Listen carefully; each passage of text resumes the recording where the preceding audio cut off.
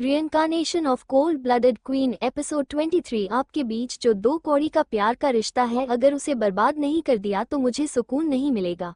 ये देखने में बहुत मजा आएगा जब मिसेस सीखा शेखावत को अपने ही प्यारे पति और बच्चों पर सबसे ज्यादा गुस्सा आएगा, या फिर थोड़ी नफरत की चिंगारी जिसे हवा देने पर इसकी लपटें देहक उठेगी और आपके बीच प्यार के रिश्ते जलकर स्वाहा हो जाएंगे। अब आगे। इतना कहकर नियति शैतान की तरह हंसने लगी। उसने लैपटॉप को रख दिया और कुछ फाइल चेक करने के बाद सोने के लिए चली गई। सुबह का वक्त। नियति ने उठकर अपनी डेली वर्कआउट किया और फ्रेश होने के लिए चली गई, क्योंकि आज उसे रायजादा मेंशन जाना था प्रखर के साथ। कल जाते वक्त सुमित्रा जी और अंकिता जी दोनों ने उसे घर जाने के लिए इनवाइट किया था। नियति ने बात लेने के बाद अपने असिस्टेंट रचित को कॉल किया। रचित ने जल्दी कॉल उठा लिया और बोला, यस बॉस, क्या आपको कुछ चाहिए? आप वहाँ कंफर्टेबल नहीं है, या वहाँ उन सब घटिया लोगों में से किसी ने आपको कुछ कहा है? बताइए, मैं अभी देखता हूँ। उसके एक साथ इतने सवाल सुनकर नियति ने सिर हिला दिया। ये उसका असिस्टेंट था, पर छोटी बहन की तरह उसकी फिक्र करता था। जब वो शेखावत फैमिली के बारे में इन्वेस्टिगेशन करता था, वो लगभग गुस्से में खून उगल देता था। बस करो, चुप रहो, नियति उसे डांटते हुए बोली तो रचित चुप हो गया। नियति ने पूरी तरह से साइलेंट फोन को देखा। उसे पता था रचित ने अपने मुंह पर उंगली रखा होगा। कभी कभी वो ऐसे ही उल्टी सीधी बच्चों वाली हरकतें करता था, पर रचित अपने काम को लेकर बहुत ईमानदार था और बहुत इंटेलिजेंट भी था। उसने पूरे देश में सेकंड पोजीशन हासिल किया था बिजनेस स्टडीज में। सुमन और खुशी के लिए जेट भेज दो, नियति बोली तो रचित ने ओके बॉस कहा। सुमन और नियति इस वक्त कुछ केस इन्वेस्टिगेट करने बाहर गए थे। फिर कुछ याद करके रचित बोला, बॉस, कल मैंने आपके लिए गिफ्ट भेजा था, क्या आपने उसे देखा? नियति बोली, हाँ मैंने देख लिया था। मेरी पेंट हाउस से 2 पेंटिंग मेरी विला में भेज दो, और मेरी पर्सनल कलेक्शन से life crystal, golden Arctic, blue ocean मोती, ऐसे ही नियति ने कुछ चीजें रचित को जल्दी उसकी पर्सनल विला में भेजने के लिए कहा, जिसे वो रायजादा फैमिली की मेंबर्स को गिफ्ट करने वाली थी। बॉस, क्या आप ये सब किसी को देने वाली हो? रचित ने पूछा, क्योंकि ये सभी चीज करोड़ों का था और इनमें से ज्यादा चीजें एंटीक था। उसे पैसों की चिंता नहीं थी, क्योंकि उसकी बॉस की एक दिन की टर्नओवर भी कई सौ करोड़ों की होती है। उसकी बॉस के पास और भी बहुत कंपनीज था, जिसकी टर्नओवर में से आधा पैसा उनके अनाथ आश्रम और हॉस्पिटल को दिया जाता था। उसे बस इसलिए पूछना पड़ा क्योंकि ये सभी एंटीक बहुत रेयर था। पैसा होकर भी कोई उसे खरीद नहीं सकता था, जैसे कि ब्लू ओशियन मोती का पेंडेंट। इसे सरिया की किंग ने उसकी बॉस को इलाज करने के बदले में गिफ्ट किया था। हाँ, मैं इसे अपनी इन लॉस को देने वाली हूँ। इतना कहकर नियति ने फोन रख दिया। वहीं रचित तो सोच रहा था, क्या सच में उसकी बॉस को मिस्टर प्रखर रायजादा इतना पसंद आ गया है? ऐसा क्या है उस प्रखर रायजादा में, भले ही वो सबसे अमीर हो, पर किसने भला आज तक उसका असली चेहरा देखा है? अगर वो सबसे ज्यादा हैंडसम भी है तो क्या हुआ इससे? उसकी बॉस अच्छी शक्ल देखकर तो फिसलने नहीं वाली थी, ऊपर से प्रखर रायजादा का एक बेटा भी है। रचित ने फोन को रख दिया और अपना दूसरा पर्सनल फोन निकालकर खुशी और सुमन को लाने के लिए ऑर्डर दे दिया। वही नियति तैयार होकर नीचे चली गई। जैसे ही वो नीचे आई, उसने नीचे सबको बैठे देखा। रूही अभी अभी हॉस्पिटल से वापस आई थी। जैसे ही उसने नियति को देखा, उसकी आंखों में जैसे नफरत से खून उतर आया हो। नियति इस वक्त बहुत खूबसूरत लग रही थी। उसने आज एक लाइट ग्रीन कॉलर का अनारकली पहना हुआ था और बालों को खुला छुड़ा हुआ था, होंठों पर लिप बाम, हाथ में वॉच। इतने में ही वो किसी परी की तरह लग रही थी, और उसकी होंठों के नीचे का काला तिल हमेशा की तरह उसकी खूबसूरती को और एनहेंस कर रहा था। गुस्से से रूही और नेहा दोनों की मुठियां कस गई। क्यों नियति इतनी खूबसूरत क्यों है? वो दोनों इतना मेकअप करती हैं, पर फिर भी नियति बिना किसी मेकअप के भी हमेशा उनसे ज्यादा खूबसूरत लगती है। नियति बेटा, क्या तुम कहीं जा रही हो? सीखा जी जो रूही के लिए सूप लेकर आ रही थी, वो खुद को रोक नहीं पाई और उन्होंने पूछ लिया। विपुल जी और बाकी सब भी नियति की तरफ देखने लगे, क्योंकि उन्हें नहीं पता था कि नियति कहाँ जा रही है। वो सब तो कल रूही को हॉस्पिटल लेकर चले गए थे। उनके जाने के बाद ही सुमित्रा जी और अंकिता जी ने नियति को कल घर आने के लिए बोला था। दादा, दादी, बुआ, दादी और तीनों भाइयों को ही पता था कि नियति आज रायजादा मेंशन जाने वाली है। उनकी सवाल सुनकर नियति मजाक उड़ाते हुए बोली, अरे मिसेस शिखा शेखावत, आपको मेरी कब से परवाह होने लगी? मैं कहाँ जाती हूँ और नहीं जाती हूँ जानने की कोशिश आप क्यों कर रही हैं? शिखा जी आंखों में आंसू लिए बोली, भले ही तुम मुझसे नफरत करो पर तुम सच तो नहीं बदल सकती। मैं तुम्हारी मोम हूँ क्या? मैं तुम्हारी चिंता नहीं कर सकती? उनकी बात सुनकर नियति दिल ही दिल में डेविल स्माइल करने लगी और बोली, यही तो मैं भी चाहती हूँ ताकि आपको भी दर्द पता चले। वो हंसते हुए बोली, क्या मिसेस शिखा शेखावत आप मेरे साथ मजाक कर रही हैं? आपकी चिंता तब कहाँ थी जब आप अपने घटिया पति की सिर्फ नाराज होने की वजह से अपनी पेट में पल रहे बच्चे को मारना चाहती थी? आपकी चिंता तब कहाँ थी जब आप अपनी इस मनहूस सौतेली बेटी की वजह से अपने अजन्मे बच्चे से ही नफरत करती थी, क्योंकि आपकी मनहूस बेटी को आप गोद में नहीं ले पाती थी? आपकी चिंता तब कहाँ थी जब आपने अपनी बच्ची की पैदा होने के बाद उसे देखने से भी मना कर दिया था? और तब कहाँ थी आप मिसेस शिखा शेखावत जब आपकी घटिया बेटी हर बार मुझे परेशान करती थी? आपकी चिंता तब कहाँ थी जब आपके दोनों सौतेले घटिया बेटे ने बार बार मुझे रूम में भूखे बंद रहने की सजा दिया था? तब आप कहाँ थी जब हर बार मुझे चोट लगती थी पर चिंता आपको अपनी सौतेली बेटी की होती थी? तब आपकी ये चिंता कहाँ थी जब आपका ये पूजनीय महान पति अपनी पहली बीबी की प्यार की मनहूस निशानी की वजह से मुझे सजा देता था? इतने साल बाद अब अपनी चिंता मेरे लिए कैसे जाग गई मिसेस शिखा शेखावत? मुझे पता है मैं गलत थी। क्या तुम मुझे एक चांस नहीं दे सकती? मैं तुम्हें उसके लिए कंपोनेंट करूंगी। शिखा जी आगे आकर उसकी तरफ हाथ बढ़ा कर बोली, मुझे छूना भी मत मिसेस शिखा शेखावत, मैं आपको छू कर गंदी नहीं चाहती हूँ, न ही फिर से बात लेना चाहती हूँ। और मुझे आप जैसी बेवकूफ़ औरत से कोई कंपोनेंट नहीं चाहिए। पता नहीं आप जैसी बेवकूफ़ औरत मेरे नाना जी नानी माँ की बेटी कैसे हो सकती हैं? अगर आप देखने में उनकी जैसी ना होती और वो श्योर ना होते तो मैं ज़रूर उन्हें आपके साथ डीएनए टेस्ट करने की सलाह देती। आप जैसी बेवकूफ़ जो अपनी बकवास प्यार या फिर अट्रैक्शन में आंधी ही कर 3 बच्चे की बाप से शादी कर सकती हैं, वैसी माँ मुझे नहीं चाहिए। मेरे लिए आप कब का मर चुकी हो। ये विपुल शेखावत, क्या ये इंसान सच में आपसे प्यार करता था? उसने सिर्फ तुम्हें यूज़ किया है बेवकूफ़ औरत। क्या पता उनके दिल में आज भी उनकी पहली मरी हुई बीबी हो। वरना खुद ही सोचो, उन्हें अपनी मरी हुई तीनों घटिया बच्चों से हद से ज़्यादा प्यार है। आपने गटर छाप बेटों को वो प्रिंस मानते हैं और अपनी मनहूस बेटी जो उनकी बीबी को पैदा होकर खा गई उसे भी वो प्रिंसेस मानते हैं। पर जब आप प्रेग्नेंट हुई तो उन्हें डर लगने लगा कि कहीं आप उनके बच्चों से कम प्यार ना करने लग जाओ, इसलिए आपकी प्रेगनेंसी से वो नाराज रहने लगे। जरा सोचो, क्या कोई पति जो अपनी वाइफ से प्यार करता हो वो अपनी वाइफ की प्रेगनेंसी से और अपने होने वाले बच्चे से नाराज और गुस्सा रह सकता है?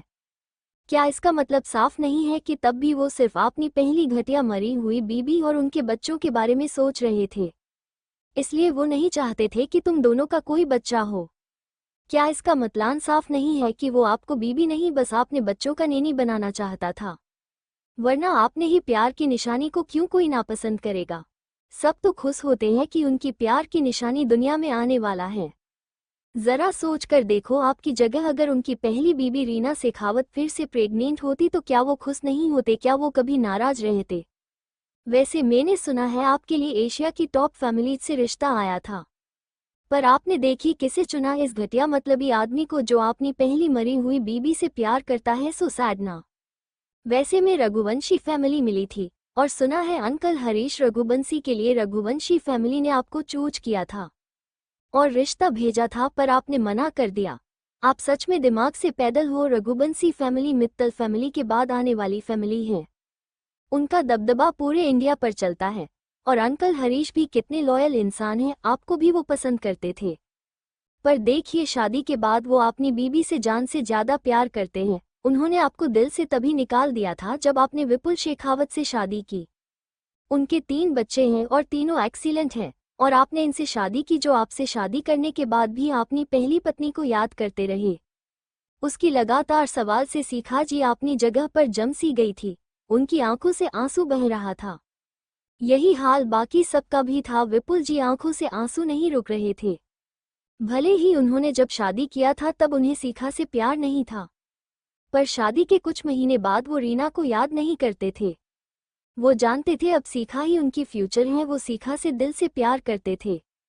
सीखा से प्यार करने के बाद उन्होंने रीना के बारे में फिर कभी बात नहीं किया। पर रीना उनकी दिल की किसी कोने में थी, पर वो सीखा जी को ज्यादा प्यार करने लगे थे। जब सीखा जी प्रेग्नेंट थी, तब कुछ लोगों की बात सुनकर वो बेचैन हो गए थे और सोचने पर मजबूर हो गए कि रीना होती तो उनके तीनों बच्चों को परेशानी नहीं होती। उनकी नाराजगी की वजह से इतना सब हो जाएगा उन्हें नहीं पता था। उन्हें नियति पर गुस्सा भी आ रहा था। नियति कैसे उनके बारे में अपनी मुंह से ऐसी बातें कह सकती थी? क्या इससे उनकी रिलेशन नहीं बिगाड़ जाएगी? नियति बस करो, तुम करना क्या चाहती हो ये सब बताकर, विपुल जी गुस्से में चिल्लाए। वहीं अमृत, अर्जित, रूही, नेहा और बाकी सब सदमे से बाहर आए। रघुवंशी फैमिली कितनी बड़ी फैमिली है, और सीखा जी ने हरीश रघुवंशी डे से बड़े शख्स को ठुकरा दिया था। मतलब भारद्वाज फैमिली तब कितनी पावरफुल थी। अर्जित भी होश में आ गुस्से से बोला, तुम हर बात पर हमारी मरी हुई माँ, डैड और हम तीनों को क्यों टारगेट कर रही हो? और मोम को क्यों परेशान कर रही हो? मोम ने तो बस तुमसे एक सिंपल सवाल पूछा था। अगर नहीं बताना है तो फाइन, बट तुम ऐसे सबकी इंसल्ट नहीं कर सकती। उसकी बात सुनकर नियति ने उसे ठंडी नजरों से देखा और बोली, मिसेस सीखा शेखावत सी, कैसे आपके बेटे भी अपनी मरी हुई माँ को ही माँ मानते हैं? नियति, तुम बात को घुमाकर मोम को परेशान करना चाहती हो। मेरे लिए मेरी सिर्फ ये एक ही मोम है शिखा शेखावत, तुम मोम को परेशान करके क्या साबित करना चाहती हो? रूही गुस्से से खड़ी होकर बोली। चाहे वो कैसी भी हो, वो बहुत बुरी थी, पर पैदा होने के बाद से उसने सीखा जी को ही माँ के रूप में देखा था, इसलिए उसके लिए उसकी मोम सीखा जी थी हमेशा के लिए। नियति ने उसे देखा और सीखा जी के हाथ से सूप का बोल लेकर रूही के ऊपर फेंक दिया। आधा सूप उसके पास बैठी नेहा पर गिर गया और बोल जाकर रूही की गाल से लगकर अर्जित की फहद से टकराया। वहीं एक साथ रूही, नेहा और अर्जित तीनों की चीख निकल गई।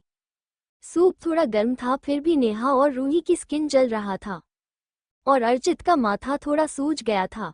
ये देखकर जय, आकाश और आदित्य तीनों हंसने लगे। आदित्य हंसते हुए बोला, गुड शॉट प्रिंसेस, इसे कहते हैं एक तीर से 3 निशाना। नियति विपुल जी को देखकर बोली, आगे से मुझ पर चिल्लाने की कोशिश भी मत कीजिएगा मिस्टर विपुल शेखावत, वरना सजा आपकी प्यारी प्रिंसेस को मिलेगी। तभी नियति का फोन रिंग करने लगा तो नियति ने जल्दी से कॉल रिसीव कर लिया। ये प्रखर का कॉल था। उसने दादाजी और दादी माँ भाइयों को बाय कहा और वहां से बाहर निकल गई और मन ही मन बोली, जितनी नफरत आपने नियति को दी थी उतनी नफरत आपके पति और बच्चों को भी मिलना चाहिए ना। हॉल में पूरी तरह से सन्नाटा छाया हुआ था। नियति की बातें विपुल जी, सीखा जी की दिल में किसी तीर की तरह चुभी थी, खास करके सीखा जी जो पूरी तरह से किसी ट्रांस में चली गई थी। रूही की रोने की आवाज से वो होश में वापस आई। रूही का नेक थोड़ा लाल हो गया था, पर आज पता नहीं क्यों सीखा जी पहले की तरह रूही को दर्द में देखकर उसकी तरफ नहीं भागी। वो तो डे से बस नियति की कही बातों के बारे में सोच रही थी। वो वहां से अपनी रूम की तरफ चली गई। विपुल जी उनकी हर एक भाव को नोटिस कर रहे थे। यूस पता था नियति की बातें सीखा जी की दिल में लगी थी और उन्हें बुरा भी लग रहा था। उन्होंने ही ऐसी गलती की थी, वरना ना नियति इस हालत में होती, ना ही सीखा जी को इतना सब कुछ सुनना पड़ता। उन्हें सच में लग रहा था वो बिल्कुल बेकार है। उन्होंने कैसे अपनी होने वाली बच्ची से नाराजगी पाल लिया, जो इस दुनिया में आए भी नहीं थी। अगर वो ऐसा नहीं करते तो आज सब कुछ ठीक होता। ना नियति उनसे नफरत करती, ना ही उनकी बीबी की दिल में ये सब बातें अब लगती। क्या कर दिया उन्होंने? पूरी तरह से सब कुछ उन्होंने अपने हाथ से ही बर्बाद कर दिया। विपुल जी ने अमृत को देखा और बोले, रूही और नेहा को स्टाफ से मेडिसिन लगाकर रूम में भेज दो, और अर्जित तुम भी अपने रूम में जाओ। उनकी बात सुनकर अर्जित का मुंह बन गया। आज तो उसने नियति से ज्यादा कुछ कहा भी नहीं था, फिर भी नियति किस बात के लिए इतना गुस्सा हो गई और इतना सब कुछ सुना लिया और बोल फेंक कर मारा, उसे तो समझ में ही नहीं आ रहा था। वो वहां से ऊपर अपने रूम में चला गया। वो कोई बच्चा नहीं था, वो खुद मेडिसिन लगा सकता था। रूही हैरान थी, आज पहली बार उसे चोट लगने पर भी उसकी मोम ने उसे इग्नोर किया, जैसे उन्हें उसकी कोई परवाह ही ना हो। वहीं नियति के तीनों भाई तो बाहर निकल गए, बाकी सब अपने अपने रूम में चले गए। अमृत आज खुद को बेबस महसूस कर रहा था। उसने एक स्टाफ से कहकर रूही और नेहा के लिए आइस पैक और मेडिसिन लाने को बोल दिया और अपने रूम में चला गया। वहीं जब विपुल जी अपने रूम में गए तो आरती जी विंडो के पास खड़ी थी और बाहर की तरफ देख रही थी। विपुल जी ने उनकी कंधे पर हाथ रखा और बोले, क्या सोच रही हो? जो नियति ने कहा, क्या तुम उसी बारे में सोच रही हो? आरती जी ने मुड़कर उनकी तरफ देखा और बोली, क्या आपको मुझ पर भरोसा नहीं था? विपुल जी उनकी बात समझ नहीं पाए। क्या मतलब, मुझे किस बात पर तुम पर भरोसा नहीं था? विपुल जी ने कंफ्यूज होकर शिखा जी से पूछा। इस बात पर कि हमारा बच्चा होने के बाद भी मैं रूही, अमृत और अर्जित से उतना ही प्यार करूंगी जितना पहले करती थी। उनकी बात सुनकर विपुल जी ने गहरी सांस लिया और बोले, मुझे पता है शिखा, तब मैं गलत था।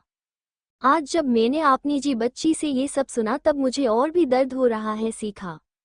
अगर तब मैं दूसरों की बात नहीं सुनता तो आज हमारी फैमिली खुशहाल रहती और हमारी बेटी नियति हमसे इतनी नफरत नहीं करती। आज मुझे ये रियलाइज हो रहा है कि मैं कितना गलत था। शिखा जी हंसते हुए बोली, क्या आप अभी भी रीना से प्यार करते हैं? क्या अभी भी वो आपके दिल में है? उनकी सवाल सुनकर विपुल जी ने हैरानी से शिखा जी को देखा और बोले, ये तुम कैसी बात कर रही हो? क्या तुम भी नियति की तरह ऐसा ही सोचती हो? तुम्हें भी पता है शिखा, भले ही पहले मैंने बच्चों के लिए शादी की थी, पर मैंने ये बात तुम्हें क्लियर कर दिया था। जब मुझे तुमसे प्यार हुआ मैंने तुमसे वादा किया था मैं पीछे मुड़कर कभी नहीं देखूंगा, ना ही फ्यूचर में कभी भी रीना की बातें हमारे बीच में आएगी। तो फिर आप खुश क्यों नहीं जब नियति के साथ में प्रेग्नेंट थी? आपको तो खुश होना चाहिए, ना कि हमारे प्यार की निशानी इस दुनिया में आने वाली है। शिखा जी बिना भाव के बोली। उनके दिल के किसी कोने में शायद गुस्सा, नफरत पनपने लगी थी। विपुल जी हैरान थे, क्या नियति की बातों का इस कदर इम्पैक्ट उनकी शिखा पर पड़ा है? वो गहरी सांस लेकर बोले, हाँ मानता हूँ, जब नियति के साथ तुम प्रेग्नेंट थी तो थोड़ा इनसिक्योर था और नाराजगी थी और ये गलती थी मेरी। पर बाद में मैंने भी तुम्हारी प्रेगनेंसी को एक्सेप्ट किया था। मैं खुश था कि मेरा एक और छोटा बेटा या छोटी बेटी होने वाली है जो हमारे प्यार की निशानी होगी। ये कहते हुए उनकी आंखों में आंसू आ गया। जब नियति पैदा हुई थी तब उन्होंने ही पहले नियति को अपने गोद में लिया था। नियति ने जब आंखें खोली तब पहले उसने विपुल जी को देखा था। विपुल जी की आंखें नियति ने विरासत में पाया था। उस वजह से तो विपुल जी और भी खुश थे, क्योंकि उनके तीनों बच्चों में से किसी की भी आंखें उनकी जैसी नहीं थी। उस दिन तो उन्होंने पूरे ऑफिस में बोनस और मिठाई दिया था। पर फिर नियति जब 1 महीने की हो गई तब तक रूही बीमार रहने लगी। शिखा जी रूही की ध्यान रखने लगी। वैसे भी शिखा जी तो शुरू से रूही से सबसे ज्यादा प्यार करती थी। फिर उस 1 महीने की बच्ची को सबने इग्नोर कर दिया। दादी माँ ही उसकी ख्याल रखती थी। विपुल जी को भी नियति से तब कोई मतलब नहीं था। उन्हें अपनी प्रिंसेस की ज्यादा फिक्र थी, पर उसमें शिखा जी की भी तो गलती थी, मगर वो तो बस थोड़े से नाराज थे। पर शिखा जी नियति से नफरत करने लगी। जब नियति पेट में थी तब रूही शिखा जी के पास नहीं आ पाती थी। इस वजह से भी शिखा जी नियति को ही दोषी मानती थी। नियति के पैदा होने के बाद भी वो सबसे पहले रूही को देखना चाहती थी। अगर शिखा जी नियति से सभी तीनों बच्चों की तरह प्यार करती तो विपुल जी को भी शायद और जल्दी अपनी गलतियों का एहसास हो जाता। और अमृत, अर्जित तब छोटे थे, वो भी अपनी छोटी बहन नियति से प्यार करते। अगर उनकी मॉम डैड नियति से प्यार करते तो बच्चे माँ बाप से ही सीखते हैं। दोनों भी अपने माँ बाप दे से ही नियति से ज्यादा रूही को प्यार करते थे। इसमें विपुल जी से ज्यादा गलती शिखा जी की थी, पर वो अपनी गलती मानने को तैयार नहीं थी। विपुल जी ने आरती जी को देखा जो अब वहां से वॉशरूम में चली गई। विपुल जी वहीं पर रखे स्टूल पर बैठ गए। उनकी एक गलती की वजह से आज ये सब होगा। अगर उन्हें पता होता तो वो कभी भी अपनी इनसिक्योरिटी में ऐसा नहीं करते। उनकी आंखों से बेतहासा आंसू बह रहा था। क्या उन्होंने सच में शिखा जी के साथ गलत किया है? वहीं शिखा जी वॉशरूम में खुद को आईने में देख रही थी। वो भारद्वाज फैमिली की इकलौती प्रिंसेस थी। बचपन से उसे सब कुछ मिला था जो भी वो चाहती थी। हर एक स्किल जो उसे सीखना पसंद था, टीचर्स खुद घर आकर उसे सिखाते थे। पियानो हो, डांसिंग या कुछ ऐसे कोर्स जिसे नॉर्मल फैमिली के बच्चे अफोर्ड भी नहीं कर सकते। फिर वो कॉलेज गई जहां उन्हें अपने सीनियर से प्यार हो गया जो विपुल जी थे। पर ये जानने के बाद कि वो रीना से प्यार करते हैं वो पीछे हट गई। पर वो सालों बाद फिर से विपुल जी से मिली और उनका पुराना प्यार जाग गया। जब विपुल जी ने उन्हें शादी का प्रस्ताव दिया, रूही से 2-3 बार मिलकर उन्हें रूही से और बाकी दोनों बच्चों से लगाव हो गया। और विपुल जी के लिए अपने प्यार और बच्चों के लिए उन्होंने घर तक छोड़ दिया और घर वालों से दूर होकर उन्होंने विपुल जी से शादी कर लिया। अपना करियर, अपनी राजकुमारियों वाली जिंदगी सब छोड़ दिया उन्होंने विपुल जी और तीनों बच्चों के लिए। अब जब वो पीछे मुड़कर देखती थी तो सोचने पर मजबूर हो रही थी, क्या ये सब उसकी लायक था? क्या वो बस नैनी का किरदार निभा रही थी?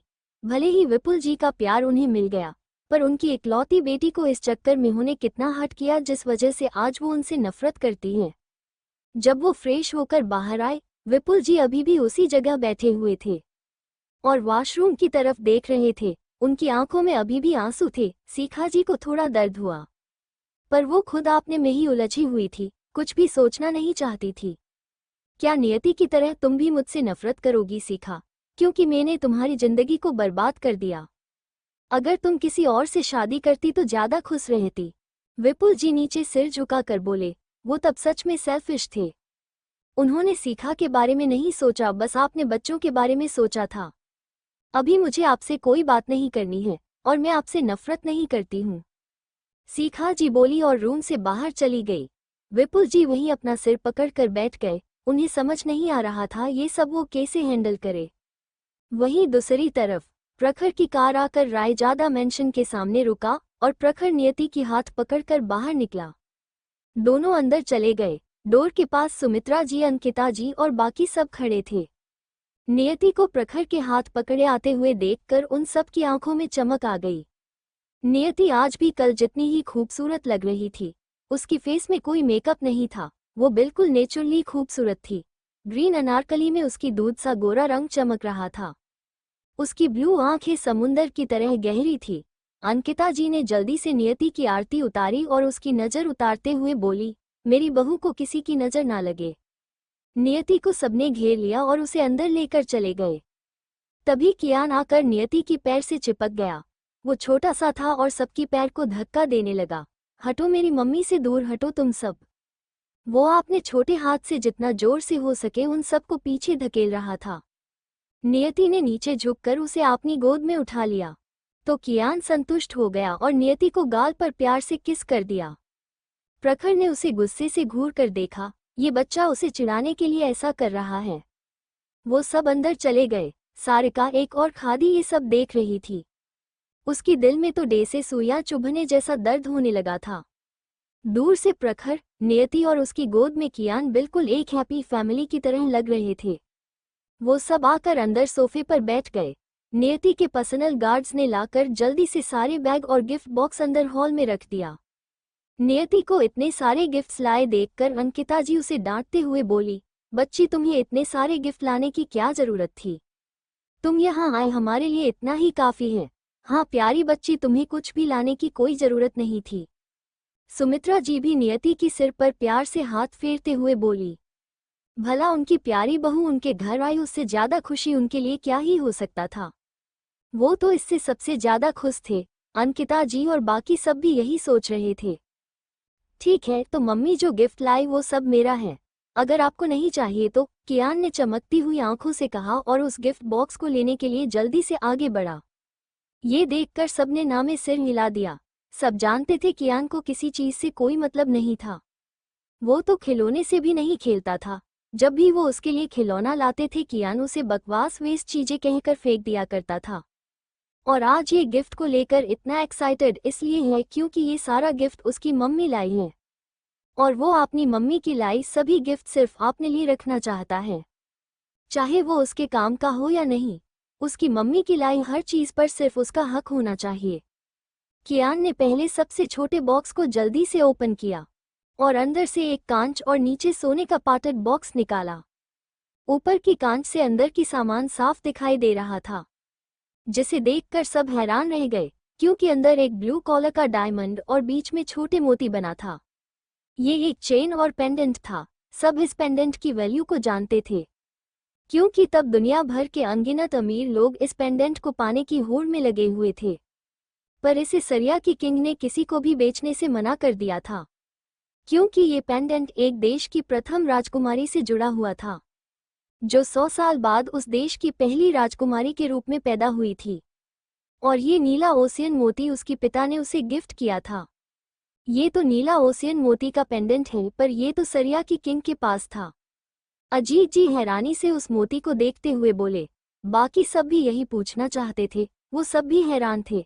अभी तो इसकी मार्केट वैल्यू कम से कम 100 करोड़ है। प्रखर सिर हिलाकर बोला, हाँ ये नीला ओशियन मोती का पेंडेंट है। सरिया के किंग ने इसे मेरी बनी को ट्रीटमेंट के बदले में गिफ्ट किया था। ये सुनकर सब हैरान हो गए। राजनाथ जी बोले, बच्ची तुम्हें इसे देने की क्या जरूरत है, ये तुम्हें किसी ने गिफ्ट किया था ना। नियति सिर हिलाकर बोली, दादाजी मुझे इसकी जरूरत नहीं है, ये मेरे पास ही रह जाएगा। कियान बच्चा उसे आप अपनी प्राची बुआ को दे दीजिए। कियान ने उस पेंडेंट को देखा, ये लड़कियों का था, वो सिर्फ उसे रख सकता था। उसने उसे लेकर प्राची को दे दिया और बोला, बुआ ये मम्मी आपके लिए आई है, इसलिए मैं उसे नहीं रखूंगा, ठीक है। वो ऐसे कह रहा था डे से दया खा कर दे रहा हो, उसका सच में किसी को कुछ भी देने का मन नहीं था। प्राची ने उसे ले लिया और नियति को थैंक यू बोली और उसे जल्दी से निकाल कर पहन लिया। वो पेंडेंट उसकी गले में बहुत खूबसूरत लग रहा था। थैंक यू भाभी, ये सच में बहुत खूबसूरत लग रहा है, प्राची नियति की हाथ पकड़कर बोली। नियति ने भी स्माइल किया, उसने प्राची के लिए खास करके उसे चुना था। नियति ने एक और बैग उसे दिया जिसमें लेमिस ब्रांड की ब्यूटी प्रोडक्ट था। प्राची इस वक्त बहुत खुश थी। कियान ने एक और गिफ्ट उठाया और नियति को दे दिया। मोम ये किसके लिए है? नियति ने उस गिफ्ट को सुमित्रा जी को दे दिया। दादी माँ ये आपके लिए है। सुमित्रा जी ने बच्चों की तरह खुश होकर उस गिफ्ट बॉक्स को ओपन किया। उसके अंदर कुछ हेल्थ प्रोडक्ट और टॉनिक, एक ज्वेलरी बॉक्स और कार्ड था। नियति हंसते हुए बोली, ये मेडिसिन आपको हर हफ्ते एक लेनी है, तो आप जल्दी बीमार नहीं होंगी और ये टॉनिक हेल्थ को इम्प्रूव करेगा, ब्लड सेल रिवाइव होगा। दादी माँ ने उस ज्वेलरी को देखा, उसमें एक नेकलेस और ब्रेसलेट था। ये नियति ने खुद ही डिजाइन किया है, आपके लिए लॉन्च नहीं हुआ है, और ये हेल्थ प्रोडक्ट भी मेरी बनी ने खुद बनाया है।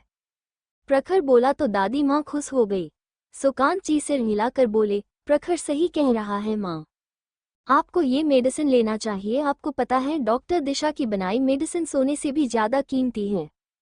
अगर किसी को पता चल गया डॉक्टर दिशा की बनाई मेडिसिन आपके पास है, जो जिंदगी को और बढ़ा सकता है, तो सब इसके लिए करोड़ों खर्च करने के लिए और आपसे कीमत देकर लेने को तैयार हो जाएंगे। उनकी बात सुनकर दादी माँ ने उस गिफ्ट बैग को कसकर पकड़ लिया और बोली, बिल्कुल भी नहीं, ये मुझे मेरी पोता बहू ने दिया है, मैं इसे किसी को भी नहीं दूंगी। और ये कार्ड लेमिस की ब्लैक कार्ड है, आप कभी भी किसी भी सिटी में लेमिस ब्रांड में जाकर इसे दिखाकर फ्री में कुछ भी ले सकती हैं। उसकी बात सुनकर दादी माँ बोली, बच्ची तुम बहुत थॉटफुल हो, पर इन सब की क्या जरूरत थी? तुमने पहले ही मुझे कीमती मेडिसिन और ज्वेलरी दे दिया है। नियति सिर हिलाकर बोली, कोई बात नहीं, अगर मेडिसिन खत्म हो जाए मैं फिर से बनाकर आपको दे दूंगी। हाय मेरी प्यारी पोता बहू कितनी अच्छी है। कियान अब डे से डिलीवरी बॉय बन गया था। उसने एक और गिफ्ट बैग उठाया और अपनी मोम को दे दिया। नियति ने उस बैग को दादाजी को दे दिया। ये आपके लिए है दादाजी। दादाजी ने बैग ले लिया। अब वो भी एक्साइटेड थे कि उनकी बहू ने उन्हें क्या दिया होगा। राजनाथ जी ने बैग से एक बॉक्स निकाला, उसे ओपन करते ही चारों ओर चमक फैल गई। दादाजी हैरान रह गए और बोले, क्या ये लाइफ क्रिस्टल नहीं है?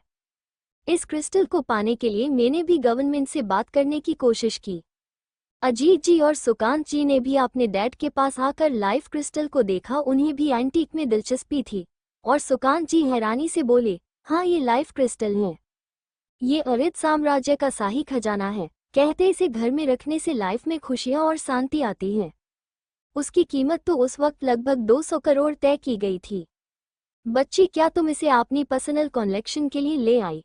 नियति ने सिर हिला दिया। वो क्या कहती, गवर्नमेंट ने तो उसे पुरस्कार के तौर पर जबरदस्ती इस क्रिस्टल को दे दिया था, जो उसकी पेंट हाउस में पड़ा हुआ था। पर प्रखर को पता था, क्योंकि वो भी तो कमांडो हेड था। वो बोला, ये क्रिस्टल मेरी बनी को गवर्नमेंट ने दिया था आज ये ट्रीजर। उसमें कुछ हेल्थ प्रोडक्ट था जो नियति ने बनाया था। नियति ने एक और गिफ्ट दादाजी को दिया जो रैप किया गया था। दादाजी ने उसे ओपन किया तो उसके अंदर एक ब्यूटीफुल लैंडस्केप पेंटिंग था। उसे देखकर डे से वो उसमें डूब गए। क्या ये पेंटर निशा की काम है? दादाजी ने पूछा। वो पेंटर निशा की काम को बहुत एडमायर करते थे। उसके नीचे निशा की सिग्नेचर स्टेप था, जहां वो बहुत खूबसूरती से एन लिखती थी। उसे देखकर ही सदा जी को पता चल गया। नियति ने हाँ में सिर हिला दिया तो दादाजी खुश हो गए। सुकांत जी हंसते हुए बोले, पापा आप इसे संभाल कर नहीं रख पाएंगे, क्यों ना आप इसे मुझे दे दे, मैं उसे संभाल कर रख दूंगा। इतना कहकर सुकांत जी ने पेंटिंग लेने के लिए हाथ बढ़ाया, क्योंकि सुकांत जी को भी पेंटर निशा की काम बहुत पसंद था। वो उस पेंटिंग को अपने लिए लेना चाहते थे, अजीत जी भी लेना चाहते थे। राजनाथ जी ने पेंटिंग को जल्दी से पीछे खींच लिया और बोले, बिल्कुल नहीं, ये मेरी पोता बहू ने मुझे गिफ्ट किया है, इसे मैं किसी को भी नहीं दूंगा। उनकी बात सुनकर सुकांत जी का मुंह बन गया। नियति ने अजीत जी को एक कैलियोग्राफी दिया और एक चेस सेट दिया। अजीत जी भी खुश हो गए और बोले, ये तो एम का काम है, पर ये ज्यादा नहीं मिलता है, वो तो बस कुछ ही पीस बनाते हैं। बच्ची, तुमने इसे लाने के लिए इतनी मेहनत की, तुम्हें इतना परेशान होने की क्या जरूरत थी। भले ही किसी के पास पैसा हो, पर वो एम की वेलियोग्राफी काम नहीं खरीद सकता था। ये तो छोटी सी बात है, कैसी परेशानी, वो तो दिन में ऐसा 10 लिख सकती थी। वो चेस सेट देखकर भी खुश थे, उसे उन्होंने कई साल पहले देखा था एक चेस मास्टर के, पर उसने किसी को भी देने से मना कर दिया था। पर उनकी बहू इसे उनके लिए ले आई। कितनी प्यारी थी उनकी बहू, इसकी कीमत तो कुछ करोड़ों से कम नहीं होगा। नियति ने अंकिता जी को उनकी गिफ्ट दिया। अंकिता जी को एक गोल्डन आर्टिक दिया था जो बहुत खूबसूरत था। उसे देखकर फिर से सब हैरान हो गए, क्योंकि ये गोल्डन आर्टिक था। उसमें अच्छी हेल्थ और प्रोस्पेरिटी के लिए बनाया गया था। मगध देश के राजा ने इसे अपनी रानी के लिए बनाया था। उसकी साइड पार्टन सोने और सोने से बनाया गया था और अंदर एक ज़ेड था जो कहते हैं उस समय की सबसे महंगी ज़ेड थी, और उसमें पुराने स्याही से सिंबल बनाया गया था जिसे हैप्पीनेस और प्रोस्पेरिटी का सिंबल कहते थे, जो अभी भी इतिहास के पन्नों में दर्ज था। 2 साल पहले किसी ने इसे एक ऑक्शन से 200 करोड़ में खरीदा था। नियति ने उन्हें कुछ ब्यूटी प्रोडक्ट और ज्वेलरी और अपने ब्रांड का ब्लैक कार्ड दिया था। दादी माँ की तरह अंकिता जी बहुत खुश थी, पर उन्हें लग रहा था उन्होंने अपनी बहू को बहुत कम दिया है। उन्हें भी अपनी बहू को और बहुत कुछ देना चाहिए। उनकी बहू सच में बहुत थॉटफुल और एक्सीलेंट है। नियति ने सुकांत जी को भी पेंटर निशा की एक पेंटिंग गिफ्ट किया और एक रेयर ज़ेड। उसकी कीमत भी करोड़ों में थी, जिसे देखकर फिर से सब हैरान हो गए। सुकांत जी आपने पेंटिंग को एडमायर करते हुए बोले, थैंक यू बेटा। फिर आपने पापा को ताना मारते हुए बोले, देखा आपने मेरी बहू कितनी ज्यादा थॉटफुल है, उसने मेरे लिए भी एक पेंटिंग और एंटीक ज़ेड दिया है। राजनाथ जी ने कुछ नहीं कहा, उन्होंने नियति की डाइट पेंटिंग को एडमायर करना जारी रखा। फिर नियति ने सुप्रिया जी को भी एक कैलियोग्राफी वर्क और ब्यूटी प्रोडक्ट और ज्वेलरी दिया। सुप्रिया जी भी बहुत खुश लग रही थी। भाभी, आपने सच में 2 पेंटिंग और 2 कैलियोग्राफी ले लिया, इतने फेमस पेंटर और कैलियोग्राफर से। स्वाभिमान एडमायर करके बोला। नियति ने संजीत को उसके ब्रांड का एक डायमंड कोटेड वॉच दिया और एक एंटीक ब्रोच, एक सूट जो संजीत को भी बहुत पसंद आया था। उसने स्वाभिमान को भी आपने बनाई एक वॉच, काफलिंग रेस किया, एक साथ 10 पास दिए, जिसे देखकर तो स्वाभिमान 7वें आसमान में उड़ने वाला था। सिर्फ ये पास ही उसे खुश करने के लिए काफी था, वो तो रेसिंग का दीवाना था। भाभी, इस बात में सबको लेकर और दोस्तों को लेकर आपको चीयर्स करने आऊंगा। कुछ दिन बाद आपकी रेस है ना? स्वाभिमान हंसते हुए बोला। नियति ने हाँ में सिर हिला दिया तो प्राची बोली, मुझे भी आना है। मैं पहले एक बार गई थी रॉयल एसोसिएशन में सिर्फ आपकी रेस देखने। उसकी बात सुनकर स्वाभिमान भी बोला, हाँ मैं, प्राची दी, राशि और रुचिका दी चारों गए थे, पर तब हमें क्या पता था कि आप ही हमारी भावी बनोगी। प्राची बोली, वैसे आप तो अभी 18 साल की हुई मुझसे और स्वाभिमान से 3 साल छोटी हो। हम पिछले साल रेस देखने गए थे और 3 बार लगातार जीत चुकी हो। क्या आप 15 साल की उम्र से कार रेसिंग कर रही हो? नियति ने हाँ में सिर हिला दिया, वरना क्या कहती कि उसे तो पिछली जिंदगी से यादें मिली हैं। आप जीनियस हो, महान हो प्राची, स्वाभिमान बो करने की एक्शन करते हुए बोले। नियति ने सारिका को एक गिफ्ट बैग दे दिया। सारिका ने देखा तो अंदर एक एंटीक ज़ेड ब्रेसलेट था जो बहुत कीमती था और कुछ स्किन केयर प्रोडक्ट था जो लेमिस ब्रांड का था। सारिका को थोड़ी शर्मिंदगी महसूस हुई। वो तो इस लड़की से नफरत करने लगी थी और प्रखर को पाना चाहती थी, पर ये लड़की तो उसे कितना कीमती गिफ्ट दे रही है। उसने तो कल उसे सगाई पर कुछ भी गिफ्ट नहीं किया, इसने बस प्रखर को एक वॉच और वॉलेट गिफ्ट किया। जबकि बाकी सबने स्वाभिमान और प्राची ने भी कुछ ना कुछ गिफ्ट नियति को दिया था। उसे अंदर से गिल्टी फील हो रहा था, अंदर से उसे लग रहा था वो गलत कर रही है। पर प्रखर से प्यार ने उस गिल्ट को फिर से नकार दिया। इस बेकार गिफ्ट के लिए वो प्रखर को तो नहीं भूल सकती थी। मम्मी मेरा गिफ्ट कहाँ है? क्या आपने प्यारे बेटे के लिए गिफ्ट लेना भूल गई? कियान नियति के सामने आकर दुखी होकर बोला। उसकी मम्मी को सबसे पहले उसे गिफ्ट देना चाहिए था। उसकी मम्मी के लिए तो वो टॉप प्रायोरिटी है ना। कियान ने देखा तो वहाँ कोई गिफ्ट बॉक्स नहीं बचा था तो वो निराश हो गई। क्या उसकी मम्मी उसे भूल गई? उसने गुस्से में बाकी सबको घूर कर देखा। इन सबको क्यों गिफ्ट मिला, उसे क्यों नहीं? वो अपनी मम्मी का प्यारा बेटा है, उसे नंबर 1 पोजीशन पर रहना चाहिए था।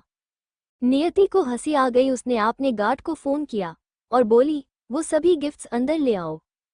उसकी बात सुनकर कियान एक्साइटेड हो गया। उसकी आंखों में चमक आ गई। मतलब उसकी मम्मी ने उसके लिए जरूर सबसे अच्छा गिफ्ट प्रिपेयर किया होगा। थोड़ी देर बाद 4-5 गार्ड, 2 बैग और हैंडलर जिसमें कपड़े सूज थे और एक बड़ा बॉक्स लेकर अंदर आए। उन गार्ड्स ने उसे हॉल में रख दिया और जाकर दूर खड़े हो गए। मम्मी ये सब मेरे लिए है, कियान हैरान होकर बोला। आज तक उसे कभी ड्रेस या कोई गिफ्ट देखकर इतना खुशी नहीं हुई थी जितना उसे इस वक्त हो रहा था। हाँ ये सब तुम्हारे लिए है। सबने उस तरफ देखा। कियान ने जाकर देखा, वहाँ उसके लिए लेमिस ब्रांड की बहुत सारे कपड़े थे जो उसकी मम्मी ने खुद डिजाइन किया था। वही ड्रेस से मैचिंग शूज और कोट स्वेटर सब कुछ था। और 2 बैग्स में उसके लिए लेमिस ब्रांड का वॉच था, कुछ वीडियो गेम और गेमिंग रॉबर्ट था। कियान इतना सब गिफ्ट खुद के लिए देखकर खुश हो गया। तभी प्राची बोली, भाभी उस गिफ्ट बॉक्स में क्या है? कियान जल्दी से उस थोड़े बड़े गिफ्ट बॉक्स के पास भाग गया और उसे स्वाभिमान से कहकर ओपन किया। अंदर कियान का बड़ा सा पेंटिंग था और एक पेंटिंग प्रखर, कियान और उसकी थी। जब तीनों पार्टी में पोज दे रहे थे उसे निहागी ने पेंटिंग में उतार दिया था। कियान उसे देखकर बहुत खुश हो गया था। वाह मोम, ये पेंटिंग तो बहुत खूबसूरत लग रहा है। सच में वो पेंटिंग बिल्कुल परफेक्ट थी। कियान ने उस पेंटिंग को स्वाभिमान से कहकर निकाल दिया। अंदर उस बॉक्स में 2 छोटे छोटे बॉक्स थे। कियान ने उसे उठाना चाहा पर उसे उठा नहीं पाई और नियति की तरफ देखकर बोली, इसमें क्या है मोम, ये इतना भारी है? उसकी बात सुनकर नियति ने प्रखर को देखा, फिर इधर उधर देखने लगी। उसे सबके सामने ये बताने में अकवर्ड फील हो रहा था कि उसमें प्रखर के लिए गिफ्ट था, इसलिए तो उसने उसे कियान की गिफ्ट बॉक्स में छुपा दिया था। सभी नियति की हाव भाव को देख रहे थे। वो भी समझ रहे थे शायद ये गिफ्ट प्रखर के लिए होगा। बनी, क्या ये गिफ्ट तुम मेरे लिए लाए हो, इसलिए देने में शर्मा रही हो? इतना कहकर प्रखर ने सबके सामने ही नियति की गाल पर किस कर दिया। नियति थोड़ा हैरान हो गई। ऐसा नहीं था कि नियति को कोई प्रॉब्लम थी। शेखावत मैंशन में भी प्रखर ने उसे होंठों पर किस किया था। उसे थोड़ी शर्म आई थी, पर प्रखर सामने था इसलिए उसे बाकी लोगों से नजरें नहीं मिलाना पड़ा था। वो कभी पहले ऐसे इतने लोगों के सामने किसी लड़के के करीब नहीं गई थी और आज वो रायजादा मैंशन पहली बार आ रही थी, इसलिए वो थोड़ी असहज हो रही थी, वरना वो भी प्रखर की तरह अव्वल दर्जे की बेशर्म थी। वहीं बाकी सबने सिर हिला दिया। वहीं सारिका की तो मुठिया कस गई। उसकी नाखून उसकी स्किन में चुभ रहे थे, पर गुस्सा इतना था कि दर्द भी उसे महसूस नहीं हो रहा था। नियति ने सिर झटका और शर्म को भूल गई। हाँ ये आपका गिफ्ट है। मेरे असिस्टेंट ने शायद इसे कियान की गिफ्ट बॉक्स में रख दिया होगा, नियति ने बिना भाव के कह दिया। प्रखर जल्दी से उठकर गिफ्ट देखने चला गया। उसे देखना था कि उसकी बीबी उसके लिए क्या गिफ्ट लेकर आई है। कियान ने मुंह बना लिया और पीछे हट गया। बाकी सब भी गिफ्ट देखने आगे आ गए। नियति ने उन सबको करोड़ों का गिफ्ट दिया था। अब वो देखना चाहते थे कि नियति ही प्रखर को क्या गिफ्ट दिया है। प्रखर ने दोनों गिफ्ट बॉक्स को ले लिया और उनमें से एक बॉक्स को ओपन किया। ओपन करते ही दे से पूरा हॉल उस चमकती चीज से जगमगा उठा। सबको कुछ सेकंड लगा उस चीज को देखने में। ये एक ग्रीन जेड क्रिस्टल था। सब उस ग्रीन जेड क्रिस्टल को देखकर हैरान थे। जो चमक रहा था उसकी चमक सबकी आंखों को चौंधिया रही थी। राजनाथ जी जल्दी से उस क्रिस्टल को देखने के लिए आगे बढ़े। वो क्रिस्टल इस वक्त एक कांच की बॉक्स में था। राजनाथ जी हैरानी से बोले, ये तो वही ग्रीन जेड क्रिस्टल है ना, कुलीन साम्राज्य का सबसे कीमती खजाना जिसे पाने के लिए 1.5 साल पहले सभी देश होड़ में लगे हुए थे। और कुछ देश और अमीर लोग इसके लिए 500 करोड़ से भी ज्यादा देने को तैयार थे ताकि इसे अपने संग्रहालय में रख सके। पर इसे किसने खरीदा और कितने पैसों से खरीदा ये बात किसी को भी पता नहीं है। और अब तो ये करोड़ों की कीमत की क्रिस्टल उनके सामने था। तो भला राजनाथ जी कैसे एक्साइटेड ना होते। अजीत जी और सुकांत जी भी बहुत एक्साइटेड थे और करीब से उस क्रिस्टल को देख रहे थे। सुमित्रा जी, अंकिता जी, सुप्रिया जी के साथ बाकी सब भी इस क्रिस्टल के बारे में बेशक जानते थे, क्योंकि 1.5 साल पहले उस क्रिस्टल को खरीदने वाला कौन है जानने के लिए बहुत हंगामा हुआ था। और इतनी कीमती क्रिस्टल को नियति ने प्रखर को गिफ्ट कर दिया। हे भगवान, क्या उनकी बहू के पास अब पैसा नहीं होगा। कितना खर्च किया उसने इसे खरीदने में, उन्हें अपनी बहू को पैसे ट्रांसफर करनी चाहिए। प्रखर भी हैरान था उसकी बनी ने उसे इतना कीमती गिफ्ट क्यों दिया। उसने प्यार से नियति को देखा और उसे साइड से गले से लगा लिया। तुमने इसे खरीदने में कितना खर्चा किया बनी। नियति ने उसे देखा जो प्यार से उसकी तरफ ही देख रहा था और बोली, बिल्कुल भी नहीं। पर प्रखर ने उसकी बात पर भरोसा नहीं किया, भले ही वो ट्रीटमेंट करके किसी को बचा ले, पर दूसरा इंसान इतनी कीमती चीज को ट्रीटमेंट के बदले गिफ्ट में देगा, ये उसे बिल्कुल भी भरोसा नहीं था। पर उसे क्या पता था कि नियति सच कह रही थी। ये क्रिस्टल उसने खुद ही ढूंढा था और आपने दादाजी को 1 दिन के लिए दिया था, पर उन्होंने तो प्रचार ही कर दिया था, जिस वजह से लोग इसे खरीदने के लिए तैयार थे, क्योंकि ये सबसे रेयर और कीमती एंटीक था। पर नियति को पैसों की क्या जरूरत होगी जो वो इसे बेचती। उसने इसे अपने पेंट हाउस में बाकी सभी ट्रेजर के साथ रखवा दिया। तभी राजनाथ जी कांच का बॉक्स हटाते हुए उस जेड क्रिस्टल को छूते हुए बोले, प्रखर, क्यों ना मैं इसे रख लूं। तुम इसे ठीक से संभाल कर नहीं रख पाओगे तो इधर उधर चले जाते हो। मेरी प्यारी पोता बहू ने इतनी कीमती तोहफा दिया है, अगर ये खो गया तो बहुत बुरा होगा, या फिर चोरी हो गया तो क्या होगा। मैं इसे संभाल कर पर्सनल स्पेस में रखूंगा। उनकी बात सुनकर अजीत जी और सुकांत जी ने मुंह बना लिया। यही बात वो भी तो कहना चाहते थे, पर उनसे पहले उनके डैड ने ये बात कह दिया।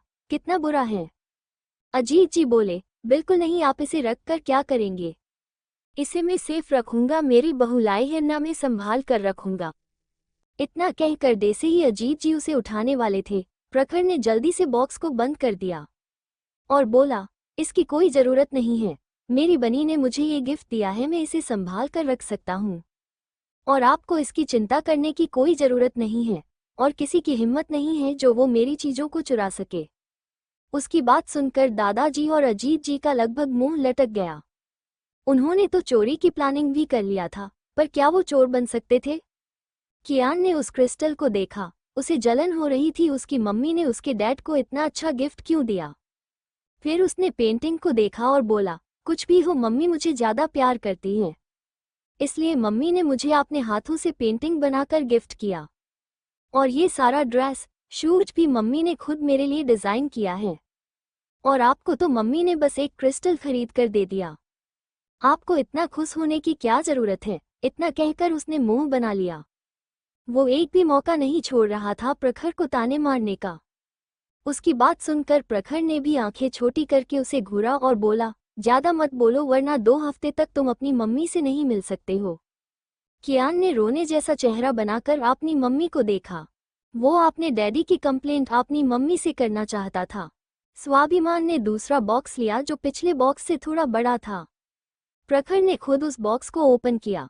वो सबके सामने ओपन नहीं करना चाहता था, क्योंकि उसे डर था कि कहीं ये सब फिर से उसकी बनी की दी गिफ्ट को न मांग ले, पर सबके कहने पर उसे इसे यहीं पर ओपन करना ही पड़ा। प्रखर ने जैसे ही उसे ओपन किया, उसके अंदर एक पोर्ट्रेट था जो प्रखर और नियति की कल की पार्टी वाली ड्रेस की थी और नियति ने इसे खुद बनाया था। दोनों उस पोर्ट्रेट पेंटिंग में बहुत खूबसूरत लग रहे थे। एक डायमंड कस्टमाइज एंटीक वॉच था जो 18 करोड़ों की थी। ये एंटीक ऑक्शन में बिका था और नियति ने उसे बाद में अपने हिसाब से थोड़ा बदलकर डायमंड कोटेड कर दिया था, जिस वजह से वो और भी ज्यादा खूबसूरत लग रहा था। और एक पेपर था, प्रखर ने उसे देखा तो ये एक प्रोजेक्ट का पेपर था, इसे नियति ने प्रखर को दे दिया था। वैसे भी अभी उसे नया प्रोजेक्ट करने की टाइम नहीं है, वो रिसर्च में ज्यादा टाइम देना चाहती थी। सब हैरान थे, नियति ने सबसे कीमती तोहफा तो प्रखर को ही दिया था। तभी अंकिता जी पोर्ट्रेट को देख बोली, नियति बच्चा, ये भी पेंटर निशा की काम है ना? और ये कियान की पेंटिंग भी, इसमें पेंटर निशा की सिग्नेचर है। उनकी बात सुनकर सबके दिमाग में कुछ क्लिक हुआ। अंकिता जी हैरानी से बोली, क्या आप ही पेंटर निशा हो बच्चा? पेंटर निशा के इतने सारे काम को कोई आसानी से नहीं खरीद सकता। जब तक कि वो खुद पेंटर निशा हो, वो एक दिन में आराम से पेंटिंग बना सकती है। नियति जानती थी अब छुपाने का कोई फायदा नहीं है, बहुत जल्दी ये पता चल ही जाएगा। प्रखर भी उसे ही देख रहा था। सुकांत जी बोले, बता दो बेटा, हम तुम्हारी एक और आइडेंटिटी को जानकर अब पहले की तरह इतना हैरान नहीं होंगे। उनकी बात सुनकर नियति ने हाँ में सिर हिला दिया और बोली, हाँ मैं ही पेंटर निशा हूँ। उसकी बात सुनकर सब हैरान हो गए। उन्हें बस डाउट था, पर नियति की मुंह से सुनकर वो स्तब्ध हो गए थे। नियति सच में पेंटर निशा थी, जिसे पूरी दुनिया में अपनी जीवंत पेंटिंग की कला के लिए जाना जाता था। वो जो भी पेंटिंग बनाती थी, ऐसा लगता था जैसे उस पेंटिंग में जान आ गई हो। और वो लीजेंड पेंटर जिसे दुनिया में सब एडमायर करते थे, जिससे सभी पेंटर चाहते थे कि पेंटर निशा बस उन्हें थोड़ा सा गाइड कर दे। वो पेंटर उनकी होने वाली बहू थी और उनके सामने इस वक्त खड़ी थी। प्रखर भी थोड़ा हैरान था, उसकी बनी की एक और आइडेंटिटी भी है जो इतनी बड़ी पेंटर है। सच में भाभी, आप तो आउटस्टैंडिंग हो यार, प्राची नियति के पास जाकर बोली। स्वाभिमान भी बोला, सच में मैं तो सोच रहा था पेंटर निशा जरूर 50 साल की होगी, पर मुझे उम्मीद नहीं थी पेंटर निशा सिर्फ 18 साल की होगी। अफवाह थी कि इटली की सबसे इंसान ने भी पेंटर निशा को अपनी बेटी को बस 1 महीने तक सिखाने के लिए 100 करोड़ देने की बात की थी। और वो पेंटर निशा इस वक्त उनकी भाभी बनने वाली थी। वहीं सारिका तो डे से जम सी गई थी, उसकी हाथ से गिफ्ट बैग छूट गया था। नियति ने प्रखर को इतनी कीमती तोहफा दिया। वो तो बस नॉर्मल गिफ्ट देती थी प्रखर को, जिसे वो फेंक देता था। पर नियति की गिफ्ट के लिए वो झगड़ा कर रहा है। उसकी दी गिफ्ट भले ही ज्यादा कीमती नहीं होता था, पर उसकी इमोशन का क्या, वो तो रियल इमोशन और प्यार के साथ उसे गिफ्ट देती थी ना। तो प्रखर क्यों उसकी अच्छे इंटेंशन से दिए गिफ्ट को फेंक देता था? क्या उसके लिए उसके दिए गिफ्ट कूड़ा था, या फिर इंसानों में फर्क था जैसे उसके दिए गिफ्ट को वो एक्सेप्ट नहीं करता था क्योंकि प्रखर उसे कभी अपने लायक समझता ही नहीं था। और नियति उसके लिए उसका प्यार थी, इसलिए वो उसके दिए गिफ्ट को कभी मना भी नहीं कर सकता था। उसे इस वक्त बहुत बुरा महसूस हो रहा था। वो भी पेंटर निशा को एडमायर करती थी, पर ये नियति क्यों है? वो नियति इस लड़की को कैसे आदर्श मानती थी? उसने गुस्से से फेस घुमा लिया। सब नियति को घेर खड़े उसकी तारीफ कर रहे थे, जो सारिका की सीने में चुभ रही थी। वो इसे और बर्दाश्त नहीं कर पा रही थी। उसने गिफ्ट बैग को टेबल पर रखा और शूटिंग सेट से फोन आने की बहाना करके अपनी रूम में चली गई। कियान ने उन सबको नियति से दूर किया और बोला, मम्मी चलिए, मैं आपको यहाँ की डैडी का और मेरा रूम दिखा देता हूँ। बाद में आपको हमारे विला दिखाने ले जाऊंगा जहाँ डैडी और मैं रहते हैं। नियति ने हाँ में सिर हिला दिया और सुमित्रा जी ने प्रखर को भी उनके साथ जाने के लिए बोला। कियान पहले अपनी मम्मी को अपने रूम में लेकर गया। नियति ने अच्छे से रूम को देखा। रूम में एक भी खिलौना नहीं था, बस एक छोटा सा रॉबर्ट था और कुछ बुक्स था जो अलग अलग लैंग्वेजेस का था और वाइट और ब्लू की कॉम्बिनेशन में था रूम। कियान को तो ब्लैक ग्रे पसंद था, पर इसे अंकिता जी ने उसके लिए बनवाया था। उनके हिसाब से छोटे बच्चों को ऐसी रूम में रहना चाहिए। मम्मी, जब आप डैडी के साथ रहना ना चाहो, आप यहाँ आकर मेरे रूम में रह सकती हो। कियान ने अभी से अपनी मम्मी को आइडिया दे दिया था।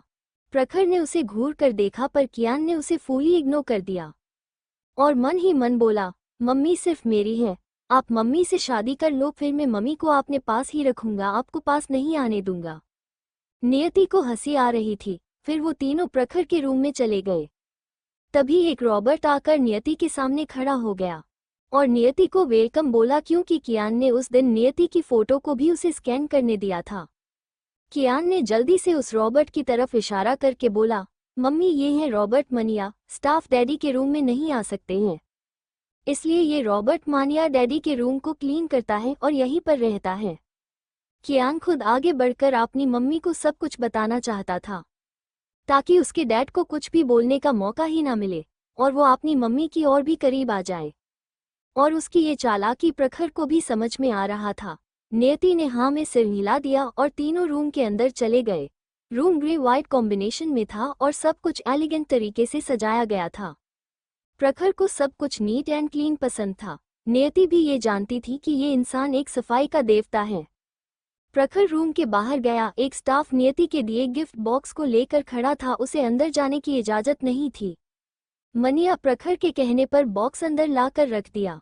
प्रखर ने जल्दी उस पोर्ट्रेट को निकाला जिसे नियति ने उसके लिए बनाया था और उसे बेड के ऊपर वॉल पर लगा दिया।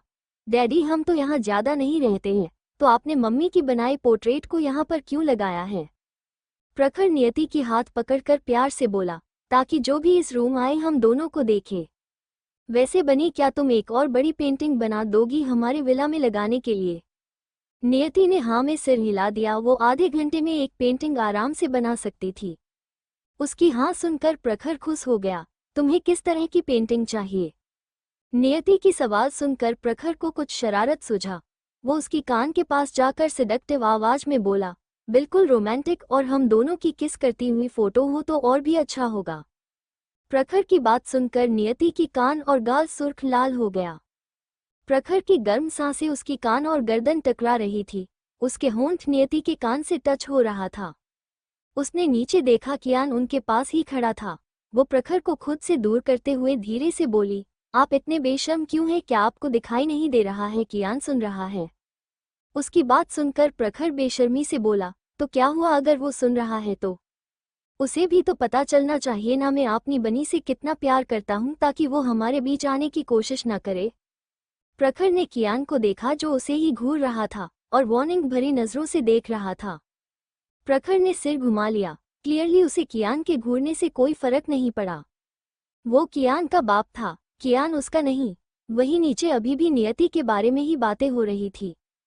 सच में ये बच्ची बहुत टैलेंटेड है, उसके पास इतनी सारी स्किल है, हर स्किल में वो मास्टर है। राजनाथ जी नियति की तारीफ करते हुए बोले। तो अजीत जी उनकी बातों में हाँ मिलाते हर बोले, और तो और मुझे तो लगता है हमें अभी भी नियति बच्ची की और भी बहुत अचीवमेंट और हिडन टैलेंट के बारे में पता ही नहीं है। सुकांत जी, अंकिता जी और घर में बाकी सब भी उनकी बातों से सहमत थे। अंकिता जी हंसते हुए बोली, प्रखर जिस तरह की इंसान है, मुझे लगा नहीं था कि वो अपने लिए एक खजाना ढूंढ लेगा। मुझे तो लगता हाँ मेरी होने वाली बहू मेरे बेटे से बहुत अच्छी है। वो मेरे लिए कितना सोचती है, उसने मुझे कितना अच्छा गिफ्ट दिया है। उनकी बात सुनकर सुप्रिया जी नाराजगी से बोली, क्या वो मेरे बारे में नहीं सोचती हैं? नियति बच्ची ने मुझे भी तो कितना अच्छा गिफ्ट दिया है। हाँ, उस बच्ची ने तो बाकी सबको भी इतना सारा गिफ्ट दिया है। सुमित्रा जी अपनी गिफ्ट के बारे में सोचते हुए बोली। उन्होंने उसे अपने रूम में रखने के लिए बोल दिया था। वही सारिका इस वक्त अपने रूम में बेड पर लेट कर रो रही थी। ये सब उससे बर्दाश्त नहीं हो रहा था। क्यों नियति हर मामले में उससे बेहतर है? अगर नियति बस खूबसूरती में उससे आगे होती तो वो नियति से बाकी ही सभी चीजों में कम्पीट कर सकती थी। तब सब देखते कि कौन प्रखर के लिए सबसे बेहतर है। पर जब नियति इतनी ज्यादा अच्छी है, ना सिर्फ खूबसूरती में बल्कि बाकी सभी स्किल में भी वो एक मास्टर है, उसके पास इतनी कम उम्र में इतनी सारी स्किल क्यों? उसने जल्द सुना था नियति शेखावत फैमिली में बड़ी नहीं हुई थी और भारद्वाज फैमिली से भी वो 2 या 3 साल पहले ही मिली थी, पर तब तक वो एक डॉक्टर थी। इतनी छोटी बच्ची एक डॉक्टर, उसे ये भरोसा नहीं हो रहा था। और उसे तो किसी तरह की स्पेशल ट्रेनिंग भी नहीं मिली थी। और वो यहाँ रायजादा मैंशन में रहकर प्रिंसेस की तरह बड़ी हुई और उसने सबसे बड़े फैमिली की तौर तरीका सीखा। फिर भी आज वो नियति से कंपेयर करने की लायक भी नहीं थी। तभी उसे अपनी मैनेजर की तरफ से कॉल आया। वो सारिका को एक नए एड शूट ऑफर के बारे में बात करने के लिए बुला रही थी। सारिका को भी अब यहाँ रहकर नियति और प्रखर को साथ में देखने की हिम्मत नहीं थी, इसलिए उसे लगा वो इसी बहाने यहाँ से जा सकती थी। वो जल्दी से तैयार होकर नीचे चली गई। उसने अपनी लाल आंखों को छुपाने के लिए सनग्लास लगा लिया था, क्योंकि रो रो कर उसकी आंखें बुरी तरह से सूज गई थी। पर जैसे ही वो सीढ़ियों से नीचे आई, उसे नीचे से हंसने की और सबकी नियति की तारीफ करने की आवाज सुनाई दिया, जो उसकी दिल में और भी ज्यादा आग लगाने का काम कर रहा था। बेटा तुम कहाँ जा रही हो? जब सारिका नीचे आ गई, सुकांत जी ने उसे तैयार देखकर पूछा। सारिका ने अपनी होंठों कर एक नकली मुस्कान ओढ़ लिया और बोली, डैड एक नया प्रोजेक्ट मिला है, उसी बारे में मैं डिस्कस करने जा रही हूँ। नियति को सॉरी बोल दीजिएगा मेरी तरफ से। सारिका दिल से बोली या नहीं बस उसे ही पता होगा। सुप्रिया जी ने हाँ में सिर हिला दिया। उन्हें लग रहा था सारिका समझदार है, वो जल्दी समझ गई है कि प्रखर उसका नहीं हो सकता है। और अभी तो ना तो सारिका ने नियति के साथ कोई बुरा बिहेव किया, नियति ने भी तो उसे गिफ्ट दिया, सारिका ने उसे एक्सेप्ट किया। उन्हें सारिका समझदार लग रही थी, पर उन्हें क्या पता था सारिका रूम में बस रोने गई थी। सारिका वहां से निकल गई। थोड़ी देर में नियति, कियान और प्रखर भी नीचे आ गए। नियति को आज अपनी इन्वेस्टमेंट कंपनी में भी जाना था। प्रखर नियति को छोड़ने के लिए चला गया। सब बाहर तक नियति को छोड़ने आए। अंकिता जी बोली, बच्ची अगर ये तुम्हें ज्यादा परेशान करे तो मुझे बताना, मैं इसे अच्छा सबक सिखाऊंगा। नियति को ये इंटरेस्टिंग लगा, उसने सिर हिला दिया। लगता है उसके मिस्टर रायजादा के साथ बहुत अन्याय होने वाला है। उसे हंसी आ रही थी, पर प्रखर अभी भी पूरी तरह से शांत था। सब नियति से मिले, कोई भी नियति को जाने देने के लिए तैयार नहीं था। तभी राजनाथ जी बोले, बच्चे परसों तुम्हारा एंट्रेंस का रिजल्ट आने वाला है ना। उनकी बातें सुनकर नियति ने हाँ में सिर हिला दिया। उसे ये सब एग्जाम वगैरह बहुत बोरिंग लगता था, फिर भी उसके दादाजी और नाना जी सब चाहते थे वो कॉलेज जाए, इसलिए उसने एंट्रेंस एग्जाम दे दिया था। फिर शेखावत मेंशन आ गई थी। तो क्या तुम्हारी दिमाग में कोई कॉलेज है तो बताओ, मैं कॉलेज ओनर के साथ बात कर लूंगा, ताकि तुम्हें वहां जाने की जरूरत ना पड़े। तुम्हें बस एडमिशन फॉर्म पर साइन करना होगा। उनकी बात सुनकर नियति ने सिर हिला दिया और बोली, नहीं, मैंने अभी तक किसी कॉलेज के बारे में नहीं सोचा है। ओहो ठीक है, फिर जो कॉलेज तुम्हें पसंद आए मुझे बता देना। तभी प्रखर चिढ़ते हुए बोला, मेरी बनी मुझे ना बताकर भला आपको क्यों बताएगी? क्या मैं एडमिशन प्रोसेस को और इजी नहीं कर सकता? इतना कहकर वो नियति को लेकर वहां से चला गया। चलो, इस लड़के को एटलीस्ट इतना तो पता है कि अपनी मंगेतर के साथ कैसा बिहेव करना चाहिए। अंकिता जी बोली तो बाकी सब ने भी हाँ सिर हिला दिया और अंदर चले गए। वही कार में पार्टीशन लगा हुआ था। प्रखर नियति को गोद में लिए बैठा था और उसकी गर्दन और क्लीवेज पर किस और बाइट कर रहा था। नियति ने अपनी होंठ को दांतों के बीच दबा लिया। कुछ देर बाद प्रखर ने नियति की गर्दन और कॉलर बोन पर देखा, जहां उसके काटने की निशान साफ साफ दिखाई दे रहा था। तो उसके होंठों पर तिरछी स्माइल आ गई। वो नीचे झुका और उस लव बाइट के निशान को सक करते हुए बोली, सो टेस्टी बनी। वैसे ये लव बाइट तुम्हारी गले में और भी खूबसूरत लग रही है। नियति ने गुस्से में उसे घूर कर देखा, क्या ये कोई खूबसूरत कलाकारी है जो उसकी गर्दन पर खूबसूरत लग रहा है? उसे गुस्से में देख प्रखर उसकी गाल पर किस करते हुए बोला, तुम गुस्से में और भी खूबसूरत लग रही हो बनी। नियति ने मुंह फेर लिया, फिर भी प्रखर ने उसे छेड़ना जारी रखा। थोड़ी देर बाद प्रखर ने नियति की एनएस इन्वेस्टमेंट कंपनी के सामने कार रोकने के लिए बोला और नियति को देखकर बोला, वाइफ मुझे फोन करना, मैं तुम्हें लेने आऊंगा। नियति ने आंखें तरेरी और बोली, अभी तक शफी नहीं हुई है, इसलिए मिस्टर रायजादा आप पति डे से बिहेव मत कीजिए। इतना कहकर वो डे से ही कार से निकलने लगी। प्रखर ने उसे खींच लिया और बोला, क्या जाने से पहले तुम्हें मुझे किस नहीं करना चाहिए बनी? बस सपने देखो, नियति बोली तो प्रखर ने जल्दी से उसकी होंठों पर लाइट किस कर दिया। कार में प्रखर के ज्यादा देर तक किस करने की वजह से नियति की होंठ थोड़ा सूज गई थी, पर इस वक्त उसकी होंठ प्रखर को और भी टेम्पटिंग लग रहे थे।